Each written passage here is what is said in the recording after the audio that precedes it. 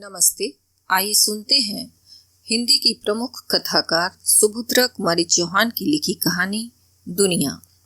यदि आपने अभी तक मेरे चैनल को सब्सक्राइब नहीं किया है तो कृपया चैनल को सब्सक्राइब करें और नवीनतम कहानियों के लिए घंटी के बटन को दबाएं। मिसेज चोपड़ा की बड़ी बड़ी आंखें सजल हो गईं।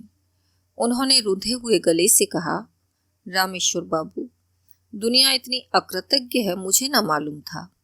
इसके आगे वह कुछ बोल नहीं सकी।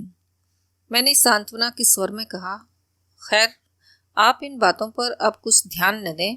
एक सच्चे हितैषी के नाते मैंने आपको केवल सचेत कर दिया है।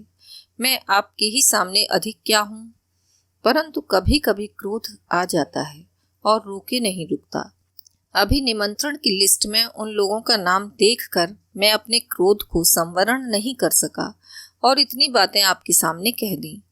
किंतु फिर भी मैं आपसे अंतिम निवेदन यही करूंगा कि जिसे आप अपना हितैषी समझती हैं वह आपकी भूल है। वे ही लोग जो आपके सामने बहुत घुल मिलकर सज्जनता का स्वरूप रखकर आपसे बातें करते हैं, बाहर न जाने कितनी बुरी बातें बका करते हैं। अब तो निमंत्रण जा चुके हैं, फिर भी आप जो कुछ कहें मैं उलटफेर करने को तैयार हूँ। मिसेज चोपड़ा ने कहा। उनकी आवाज़ भारी, चेहरा विवर्ण और आंखें लाल थीं। मैंने कहा, अब तो उलटफेर करना ठीक न होगा मिसेज चोपड़ा, परंतु आगे का आप ख्याल रखें। इन नर रूपी पशुओं से आप जितनी दूर दूर रहें उतना ही अच्छा है। कह के मैंने अपने घर की राह ली। जाड़े के दिन थे, रात के 10 बज रहे थे। अब भी नारायण क्लब में रोशनी थी। मैंने सोचा चल के देखूं तो सही, यह इतनी रात तक क्लब में कौन कौन महाशय विराजमान है। साइकिल दरवाजे पर टिकाकर मैंने अंदर कदम रखा ही था कि मिस्टर शुक्ला दौड़कर मुझसे लिपट गए। आइए आइए रामेश्वर जी, कहिए सब कुशल है ना? आप तो बहुत दिन के बाद दिखे। मिस्टर रामलाल ने आंख मारते हुए कहा, अरे भाई, आजकल तो ये बड़े घर के मेहमान हैं। हम लोगों के पास तक आने का समय इनके पास कहाँ? जब उधर से छुट्टी मिले तब ना। प्रेम नारायण ने चुटकी ली। भाई, किस्मत इसी को कहते हैं। हम लोग चक्कर ही लगाते रह गए और हजरत ने वहाँ ऐसा रंग बांधा कि अब वहाँ किसी दूसरे की पहुँच ही नहीं हो सकती। कहते कहते उसने मेरी पीठ ठोकी। किसके विषय में कटुक्तियाँ थीं मैंने सब समझ ली। फिर भी कुछ अनजान बनते हुए बोला, तुम लोगों की बातें मेरी समझ में नहीं आई। पहेली की तरह मत बुझाओ, साफ साफ कहो ना, किस बड़े घर की मेहमानदारी मुझे मिली है। सुना है कल मिसेस के लड़के का जन्मदिन है और बड़ा भारी आयोजन किया जा रहा है। 150 आदमियों को चाय पार्टी के लिए निमंत्रण भी बांटे गए हैं। सच है ना रामेश्वर जी? मिस्टर शुक्ला ने पूछा। मैंने कहा, सच भी हो सकता है और झूठ भी, मैं ठीक नहीं कह सकता। पर मिसेस चोपड़ा के लड़के की वर्षगांठ और आप लोगों की इन उड़ी उड़ी बातों का क्या संबंध? मैं तो आपकी पहेली का अर्थ पूछ रहा था, जो कि अभी आपने बुझाई है। बनो न दोस्त, अभी वहीं से आ रहे हो और कहते हो मुझे मालूम नहीं है। हम लोग हिस्सा तो लगाने आते नहीं हैं, फिर सच सच कहने में क्यों संकोच करते हो? एक कुटिल हंसी के साथ प्रेम नारायण ने मुझसे कहा। मेरे बदन में आग सी लग गई। फिर भी मैंने अपने क्रोध को दबाया। मैंने कहा, भला देखूं तो सही, यह किस हद तक जाते हैं। क्या आप लोग मिसेज चोपड़ा के विषय में कुछ कहना चाहते हैं? मैंने पूछा। मिस्टर शुक्ला कुछ गंभीर होकर बोले, हाँ भाई रामेश्वर, हम नहीं चाहते कि तुम भी उस भूल भुलैया में भूले भूले फिरो। मिसेज चोपड़ा को कौन नहीं जानता? सारे शहर में तो उसी की चर्चा है भाई। एक नज़र में तो वह लोगों को पागल बना देती है। औरत नहीं, जादूगरनी है। पर धिक्कार है मिस्टर चोपड़ा को। क्या उन्हें यह बातें न मालूम होंगी? प्रेम नारायण बोला, अरे मालूम क्यों नहीं है? औरत की कमाई पर ही तो इतना बड़ा मकान खड़ा कर लिया है, नहीं तो 450 में आजकल होता क्या है? मिसेज चोपड़ा को नहीं देखते? रेशम छोड़कर दूसरी बात ही नहीं करती।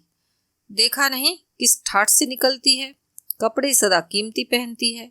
घर में 4-6 नौकर चाकर हैं। यह उन्हीं की कमाई है, नहीं तो मिस्टर चोपड़ा के 450 में पूरा न पड़ता भाई साहब। रामलाल ने घृणा भरे स्वर में कहा, भाई, मुझे तो उसकी शक्ल से नफरत है। उसे तो यदि गृहस्थ न कह के वेश्या कहा जाए तो ठीक होगा। पर पुरुष से ऐसी बेशर्मी से बात करती है, उसके साथ ऐसे खुलेआम फिरा करती है कि कोई वेश्या क्या करेगी। पढ़ी लिखी औरतें क्या हमने देखी नहीं? पास की मेज पर बैठे हुए सज्जन चाय पी रही थी। अब तक इधर की बातें चुपचाप सुन रहे थे। शायद बात सहन शक्ति की सीमा से बाहर चली गई थी। इसीलिए एक सज्जन ने कहा, बहुत बढ़ चढ़कर बातें तो न करिए। यदि आप लोग जरा ही पुचकारे जाएं तो कल से मिसेज चोपड़ा की जूतियां चाटने को तैयार हो जाएं। आप इतना बकते हैं तो कहिए, आपके पास क्या प्रमाण है कि मिसेज चोपड़ा का चाल चलन खराब है? मिस्टर रामलाल के मुंह पर जैसे किसी ने थप्पड़ सा मार दिया। मिस्टर भगवती प्रसाद को देखकर वे जरा सा सकुचाए। बोले, आप क्या जाने, मुझे तो सब मालूम है। यह इतने आदमी जो कहते हैं क्या सब झूठ ही है? भगवती प्रसाद ने तेज स्वर में कहा, मैं उन्हें आज 20 साल से जानता हूँ। आपका तो परिचय भी उनसे नहीं है, पर मैं तो उनके साथ वर्षों रहा हूँ, एक साथ एक मकान में। हाँ, वह जिस प्रकार के वातावरण में पली हैं वैसा ही उसका स्वभाव भी है। पर्दा उसने न बचपन से किया है न अब कर सकती है। उसकी नजरों में स्त्री पुरुष समान है, इसलिए वह सबसे खुलकर प्रेम पूर्वक मिलती है। यही उसके आचरण का दोष है। किसी भी सुधार के काम में पुरुषों से भी सदा 2 कदम आगे रहती है। यही उसकी कमजोरी है। कहते कहते भगवती प्रसाद का चेहरा आरक्त हो गया। सब लोग चकित दृष्टि से उनकी ओर देख रहे थे। हम लोगों को अनुमान भी न था भगवती प्रसाद भी मिसेज चोपड़ा से परिचित होंगे, क्योंकि हम लोग उन्हें परदेशी समझते थे। वे लाहौर से अभी 2 महीना पहले ही यहाँ आए थे। कुछ ठहर कर वे फिर बोले, लेकिन कहने वालों की जबान को लगाम कौन लगाए? चमड़े की जबान ठहरी, जिधर चाहा उधर हिला दिया। सत्येंद्र बीच में ही बात काटते हुए बोले, पर आप क्यों नाहक इन लोगों के मुंह लगते हैं? बकते हैं, बकने दीजिए। सूरज पर धूल फेंककर कोई उसके प्रकाश को धीमा नहीं कर सकता। धीरे धीरे रामलाल, प्रेम नारायण और मिस्टर शुक्ला खिसक गए। अब वहां पर मैं, सत्येंद्र और भगवती प्रसाद जी रह गए। हम लोग भी घर की ओर चले। रास्ते में मुझे संबोधित करके भगवती प्रसाद ने कहा, रामेश्वर जी, तुम में इतना साहस नहीं? इनके मुंह पर थप्पड़ न लगा देते? वह तो तुम्हें भी लांछन लगा रहे थे। मुझे तो ऐसी बातें कहते तो मैं तो बिना मारे न रहता। मेरे मुंह से कोई बात न निकली। सच बात तो यह थी कि मिसेज चोपड़ा मेरे लिए भी एक पहेली सी थी। आज साल भर से मैं उनके घर रोज जाता रहा हूँ। वह सदा प्रसन्न मुद्रा से मेरा स्वागत करती थी। उनकी वाणी में वह मिठास थी, चितवन में वह मोहकता थी कि कभी कभी मैं यह शक करने लगता था कि शायद उनका मेरे साथ अनुचित तरह का प्यार है। किंतु दूसरे ही क्षण में होश में आ जाता जब मैं देखता ठीक वैसा ही व्यवहार वह दूसरों से भी करती हैं। वह इतनी मिलनसार थी, स्वभाव में इतनी मधुरता थी कि हर एक मिलने वाला यही सोचता हुआ जाता कि उसके साथ ही ऐसा व्यवहार किया गया है, और साथ ही दुष्ट प्रकृति वाले यह भी सोचते कि वह उन पर आसक्त हैं, इसीलिए ऐसा मधुर व्यवहार करती हैं। मिस्टर चोपड़ा लाहौर के रहने वाले बहुत ही उन्नत विचार के सज्जन पुरुष थे। वे कुछ साल पहले यहाँ इंजीनियर होकर आए थे। बड़े ही नेक, मिलनसार और उदार चरित्र पुरुष थे। स्त्री भी उनकी उन्हीं के अनुरूप थी। उन्होंने किसी विद्यालय से कोई डिग्री तो न हासिल की थी, फिर भी उनकी शिक्षा बहुत ऊंची, विचार बहुत परिपक्व और आदर्श महान थे। पति पत्नी दोनों में बहुत प्रेम था और विचारों में बड़ी समानता थी। यह एक आदर्श जोड़ी थी। मिसेज वीणा चोपड़ा अपने माता पिता की अकेली संतान थी। उनके पिता सुधारक सभा के प्रेसिडेंट थे। वह पुरानी लकीरों के फकीर नहीं थे। वीणा अपने पिता के साथ साथ छुटपन से ही सभा सोसाइटियों में जाती थीं और अक्सर व्याख्यान भी दिया करती थीं।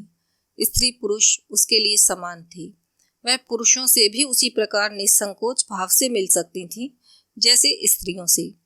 लेकिन पिछड़े हुए समाज में वीणा का इस प्रकार निसंकोच भाव से पर पुरुषों से मिलना, अकेली सभा सोसाइटियों में चले जाना, किसी दूसरे व्यक्ति के साथ अकेली वापस आना पाप हो गया।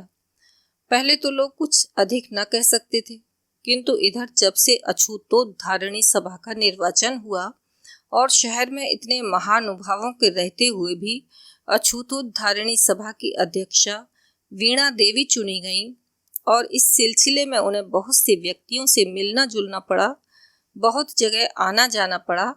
कई ऐसे व्यक्तियों से भी संसर्ग रखना पड़ा जिनसे शायद वीणा कभी मिलना भी न चाहती थी, तो उन लोगों को खुलेआम बकने का मौका मिला। जिन्हें वीणा की चाल ढाल न पसंद थी, उन्हें वीणा को दिया हुआ सम्मान फूटी आंखों न सुहाता था। 1, 2, 3, 4 नहीं, वीणा के साथ जितने भी सहानुभूति प्रदर्शित की, जिस किसी ने उसके साथ घंटे आध घंटे बात की, वह वीणा का प्रेमी हो गया। दूसरे दिन मिसेज चोपड़ा के यहाँ वर्षगांठ का समारोह था। 4 बजे कुछ स्त्री पुरुषों का सम्मिलित भोज था। हम लोग सब पहुंचे, पर मिसेज चोपड़ा न थीं।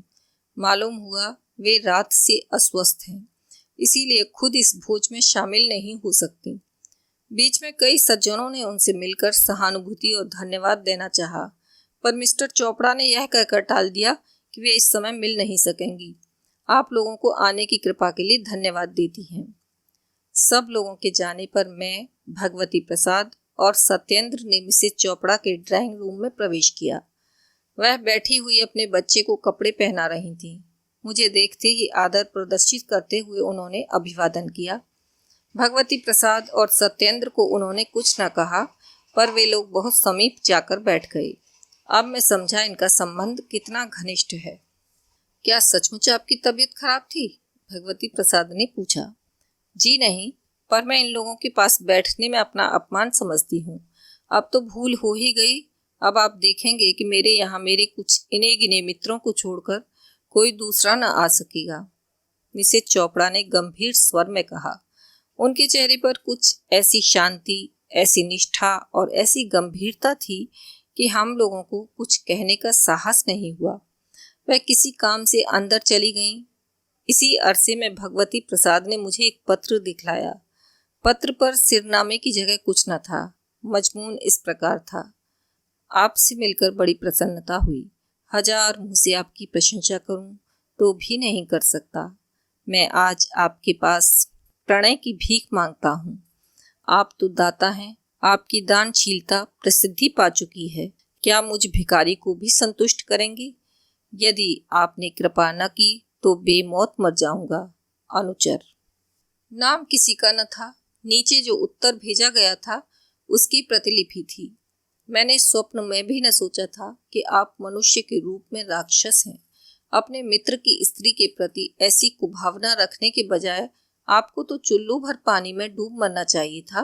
कृपा करके अब आप मेरे यहाँ कभी तशरीफ न लावें। पत्र पढ़कर मैंने विस्फारित नेत्रों से भगवती प्रसाद की ओर देखा। उन्होंने पूछा, पहचानते हो ना, यह किसकी हस्तलिपि है? हाँ हाँ, अच्छी तरह, मैंने कहा। तो फिर ऐसा जूता खाकर वह उसके खिलाफ न बकेंगे तो और क्या करेंगे? भगवती प्रसाद ने कहा।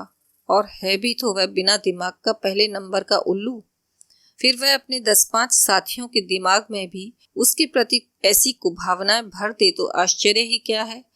किंतु आप किसी सहृदय व्यक्ति से पूछिए कि उसकी धारणा मिसेज चोपड़ा के विषय में क्या है, फिर वह आपको बतलाएगा। मैंने देखा कि भगवती प्रसाद की बातें अक्षरशः सत्य थीं। अपनी झेप मिटाने के लिए, अपना खिसियानापन दूर करने के लिए मनुष्य की पाशविक प्रवृत्तियां नीच से नीच काम करने में भी नहीं हिचकती। मिसेज चोपड़ा ने ड्राइंग रूम में प्रवेश करते हुए कहा, यह किसकी जन्मपत्री देखी जा रही है? मिस्टर शुक्ला की, सत्येंद्र ने हंसते हुए कहा।